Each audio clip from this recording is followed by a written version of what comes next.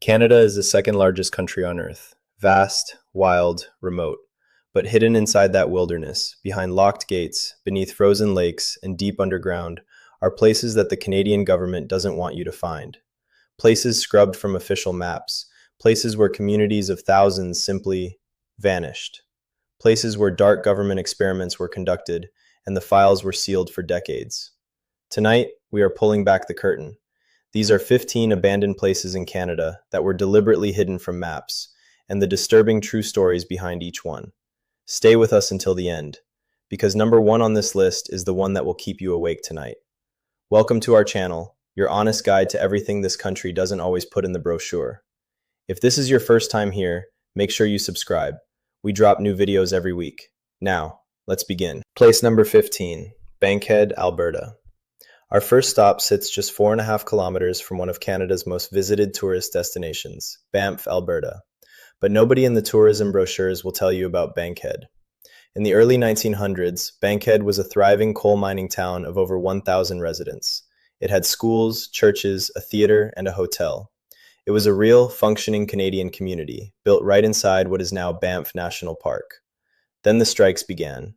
Between 1909 and 1922, miners walked off the job repeatedly, pushing up costs and pushing down profits. In 1922, a devastating 8-month strike became the final blow. The mine was shut down, the company packed up, and every single building that could be moved was moved. What was left behind was quietly absorbed into the national park. The ruins were never formally acknowledged on tourist maps. Parks Canada for decades essentially treated the site as invisible. Today, if you hike the Bankhead Trail, you will find stone foundations, rusted machinery, and concrete walls slowly being swallowed by pine trees. The ghosts of an entire community, erased because a corporation decided it was finished with them. Place number 14, Lake Minnewanka Landing, Alberta. Still in Alberta, still inside Banff National Park, but this next place you cannot walk to. You need a scuba tank. Lake Minnewanka today looks like a perfectly ordinary mountain lake, beautiful, calm, and utterly unremarkable from the surface. But underneath, roughly 30 meters below the waterline, lies an entire town. Minnewanka Landing was a resort village established in 1888. For decades, it thrived. Hotels, wharves, vacation cottages. Then, in 1941, under the War Measures Act, the Canadian government ordered the construction of a new dam. Nobody asked the residents. The dam raised the water level by over 30 meters. Minnewanka Landing was swallowed whole, permanently. House foundations, bridges, a dam from 1912, and entire wharves are all still down there, perfectly preserved in the cold mountain water. There was no public announcement, there was no commemoration. The government simply flooded the town and moved on. Today, scuba divers make the pilgrimage to swim through the ghostly remains. And if you hover above one of those old foundations, the bedroom where a family once slept, it is impossible not to feel the weight of what was buried here. Place number 13, Aniaks, British Columbia. British Columbia's northern coast holds a secret that even most British Columbians have never heard of. Aniaks. In the Nisga'a language, the word Aniaks means hidden waters, and for much of the 20th century, that was exactly what it was, hidden. At its peak in 1914, nearly 3,000 people called Aniaks home. It had a curling rink, a golf course, a hospital, and, remarkably, the first wooden tennis court ever built in Canada. Aniaks had no road, no rail link. The only way in or out was by steamship, which meant that when the Great Depression collapsed copper prices and the mine shut down in 1935, the town was simply left. Every building was eventually destroyed by wildfires. All that remains today are concrete shells, rusted machinery, and the ghost of a hydroelectric dam being reclaimed by forest. Here is what makes Aniaks eerie beyond its ruins. It doesn't appear on most standard road maps, because there is no road to it. You can only reach it by boat or seaplane, traveling through one of the most remote stretches of coastline in North America. And that inaccessibility has kept its secrets sealed for nearly 90 years. Place number 12, Kitsault, British Columbia. Most ghost towns look like ghost towns. Collapsed buildings, broken windows, decay. Kitsault, British Columbia looks like nobody left. The lawns are mowed, the streets are clean, the lights are still on. In 1979, American mining company Phelps Dodge spent $50 million building a complete town in the remote fjords of northern BC to support a molybdenum mine. By 1981, over 1,200 residents had moved in.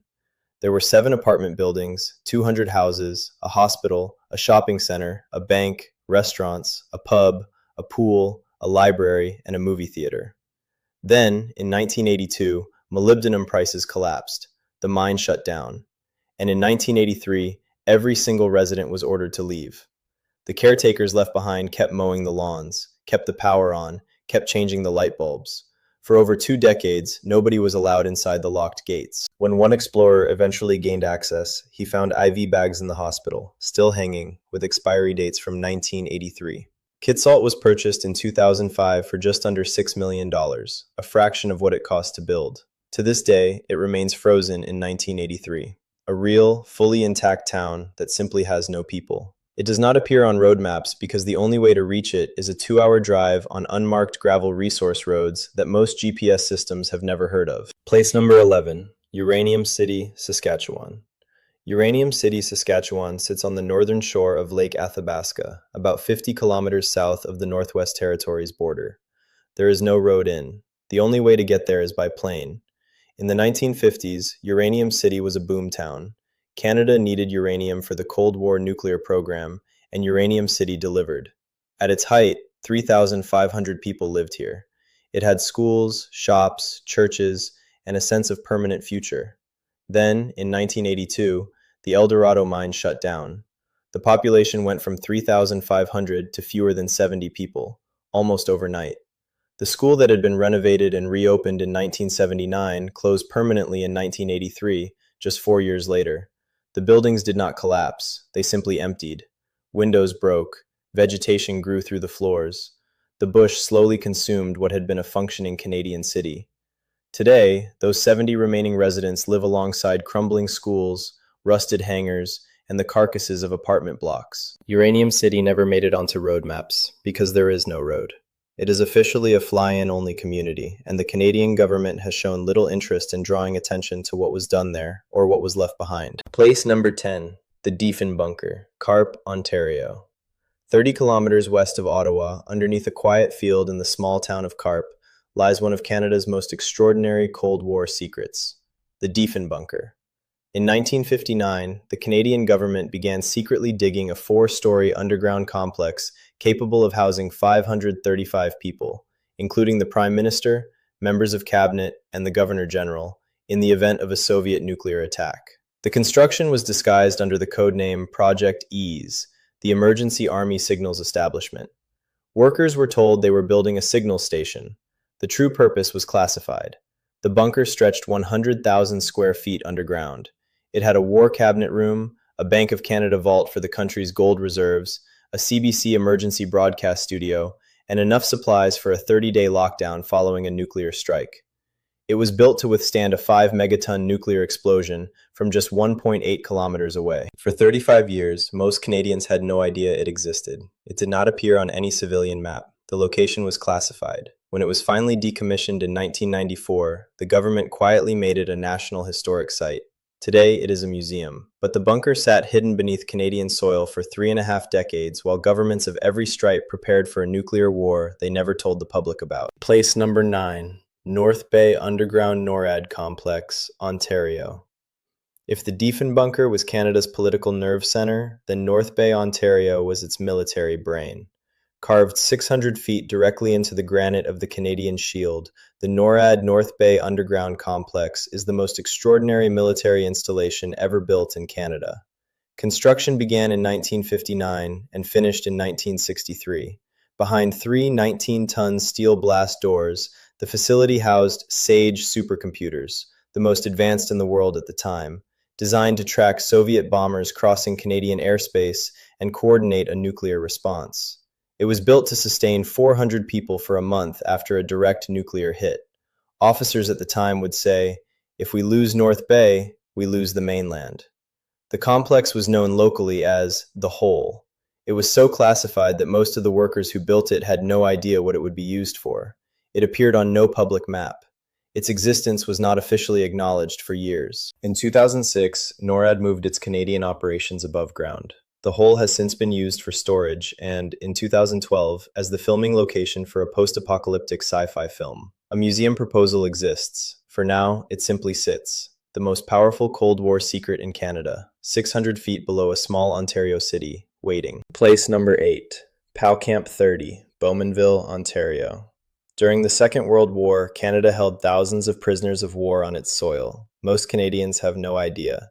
Camp 30 in Bowmanville, Ontario, also known as POW Camp 30, was one of the most remarkable. Built as a boys' school, it was converted in 1941 into a prison camp for German officers of the highest rank. Among its prisoners were senior Kriegsmarine and Luftwaffe officers. In 1942, a group of German officers staged what became known as the Battle of Bowmanville, a full-scale riot inside the camp, sparked by a dispute over handcuffing prisoners in retaliation for a similar policy applied to Canadian POWs by the Germans. The battle lasted 3 days. Canadian soldiers used fire hoses and clubs to restore order. After the war, the buildings became a school. They were used until 2008, when the site was quietly abandoned. For years, the buildings crumbled on private land, largely unknown to the surrounding community. Local developers debated its fate.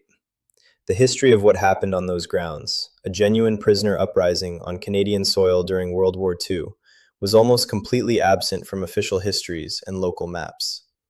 As of 2022, plans were in place to repurpose portions of the site. The rest has been returned to the city.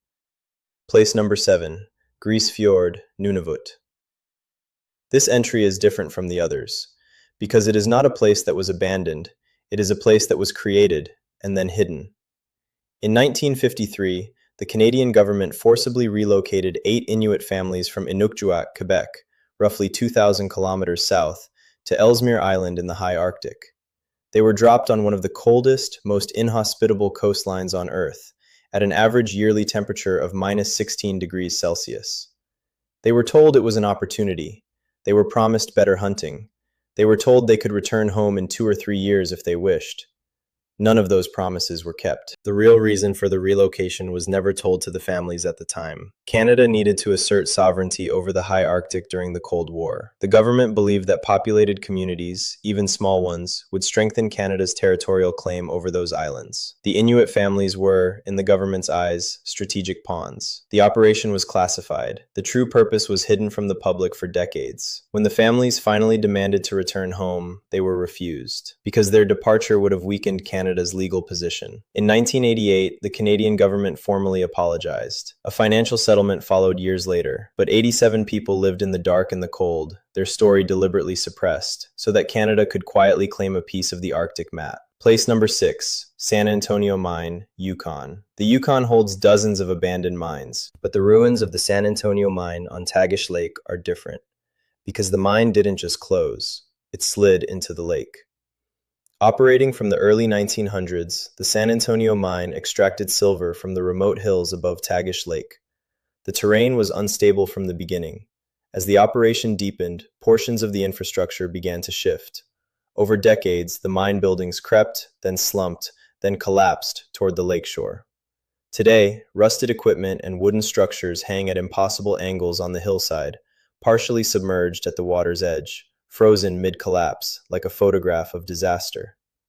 The site never appeared on standard maps. There was no road to it, and no official reason to acknowledge it. It is accessible only by boat, and the journey requires local knowledge that no signage will give you. It remains one of the most visually striking and least documented abandoned sites in Canada. Place number 5, Hebron Moravian Mission, Labrador. On the remote northern coast of Labrador, accessible only by boat during the brief summer months, sit the ruins of the Hebron Moravian Mission. Established by Moravian missionaries in 1830, Hebron served as a community hub for Inuit people for over a century. At its height, hundreds of Labrador Inuit lived around the mission. It was their home.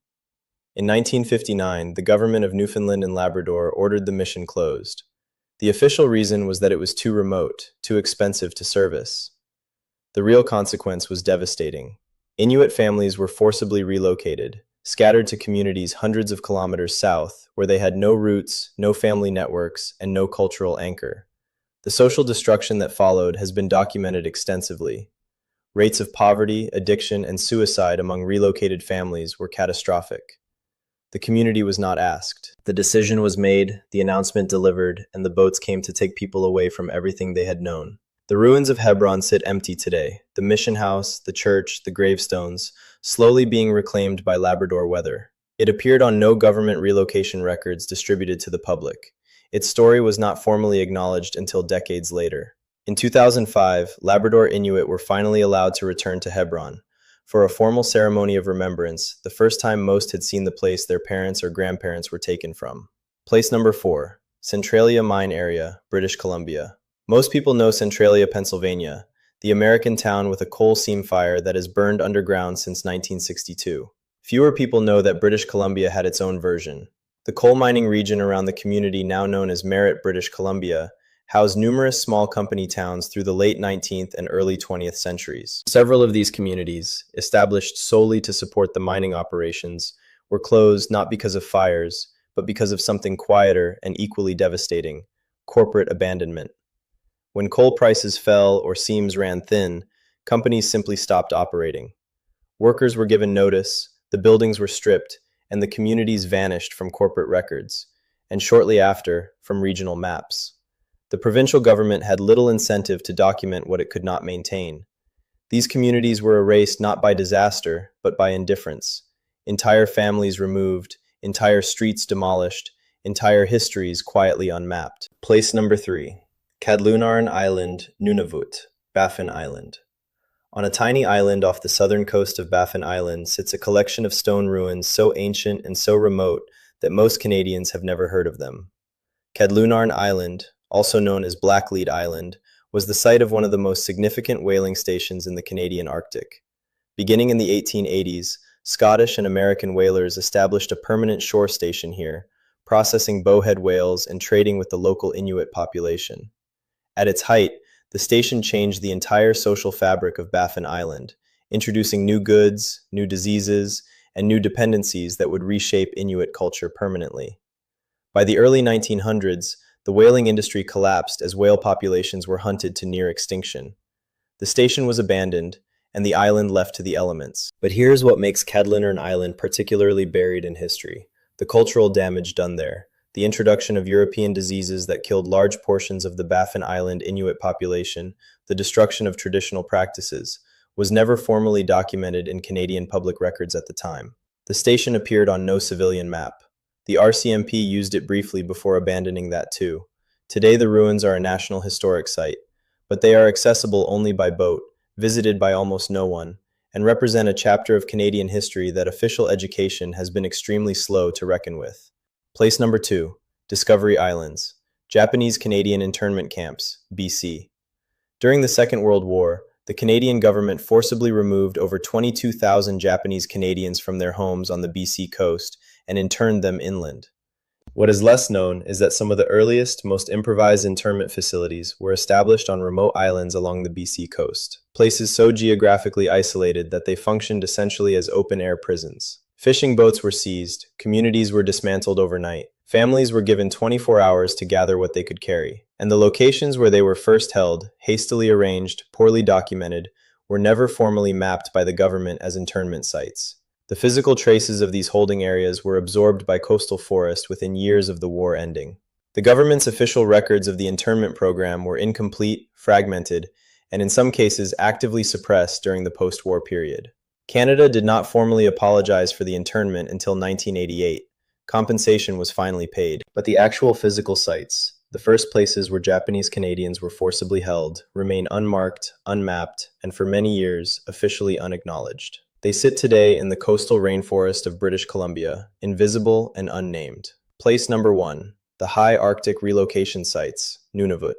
We have reached number 1, and this is the one that changes how you understand Canadian history. In 1953 and 1955, the Canadian government conducted what historians now describe as one of the most disturbing social experiments ever carried out on Canadian soil. 87 Inuit men, women, and children were taken from their homes in northern Quebec and transported by government ship to two of the most remote and inhospitable locations in the Canadian Arctic: Grise Fiord on Ellesmere Island and Resolute Bay on Cornwallis Island.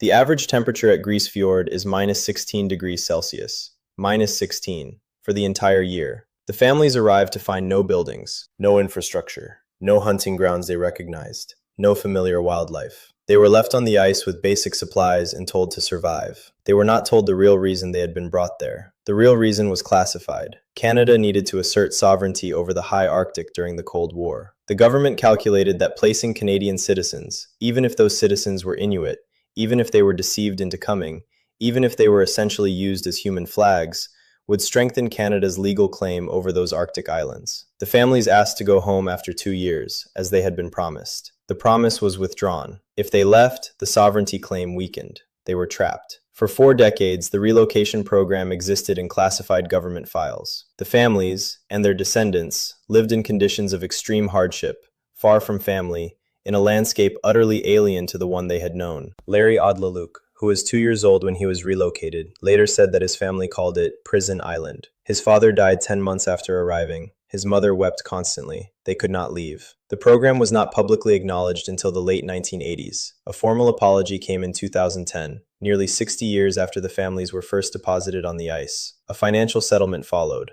but no amount of money returns the decades that were taken. These sites do not appear on the original government maps distributed to the public. They do not appear in the official histories taught in Canadian schools. They were deliberately, strategically hidden, because acknowledging them would have meant acknowledging what was done. That is number 1. Canada is a country that inspires genuine pride. Its landscapes are extraordinary. Its people are welcoming. Its future is still being written. But every country has places it would prefer you did not look too closely at. Places it removed from the maps. Places it decided were easier to forget than to explain. The 15 places in this video are not just abandoned buildings and rusting machinery. They are chapters of Canadian history that were deliberately obscured from its own citizens. The question is not whether Canada is a good country. It is whether good countries are willing to look honestly at their own hidden places. We think they should be. If this video opened your eyes to a part of Canada you didn't know about, please share it with someone who needs to see it. Drop in the comments, which of these 15 surprised you most? And if you're new here, we cover places, people, and truths about Canada that most channels won't touch. Subscribe,